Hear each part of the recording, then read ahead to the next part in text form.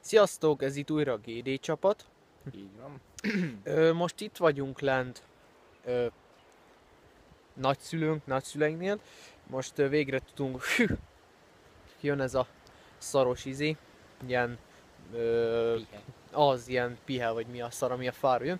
De mindegy, csak most sokáig nem volt videó, ezért bocsánat, de tényleg nem tudtuk összehozni sehogy A dolgot. Na most, ugye itt vagyunk lent, úgyhogy lesznek további videók, most tervezünk csinálni. Például ugye ezt a vlogot, amely elsősorban ezért készült, hogy most mit tervezünk csinálni. Igen. Próbálkoztunk gameplay-jel, mi is line of sight-tal, de az volt a baj, hogy a felvevő program az beszart a gépem, fogalmazhatunk így, nem? Hát leállt felvétel közben, igen, úgyhogy nem azt vettem észre. hagytuk a francba. Bandicam. Free. Igen, töltse le mindenki. Úgyhogy most fogunk csinálni gameplayeket ugyanúgy, telefonon. Igen. Amivel értjük a Critical Ops, biztos ismeritek páran. Hát volt egy videó, gyönyörűséges felvétel, de most erre figyelni fogunk, hogy ne úgy legyen. Igen, most megpróbáljuk összelőni faszám. Meg hát igen, kicsit fúj a szél, de hát ez van.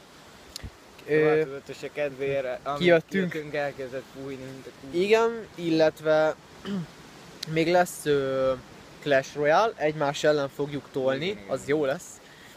Illetve Hearthstone-t azt terveztük, de még azt nem tudtuk megcsinálni teljesen. Igen. Azt majd később. Hát Később, de lesz Hearthstone. Lesz Hearthstone, illetve szerintem ennyi.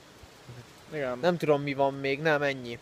Ennyit terveztünk gépre, úgyhogy ezt próbáljuk nektek megcsinálni minél hamarabb. Hearthstone az nyilván később lesz, úgyhogy most Critical Ops-ra és Clash Royale-ra számíthattok az elmúlt időben.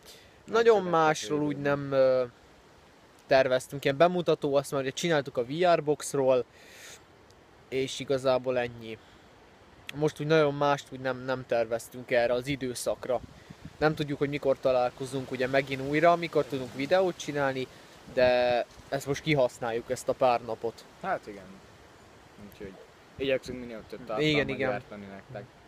Ugye időhiányában is vagyunk, és ezért ez mindig nehezünkre esik egy kicsit. Hát igen.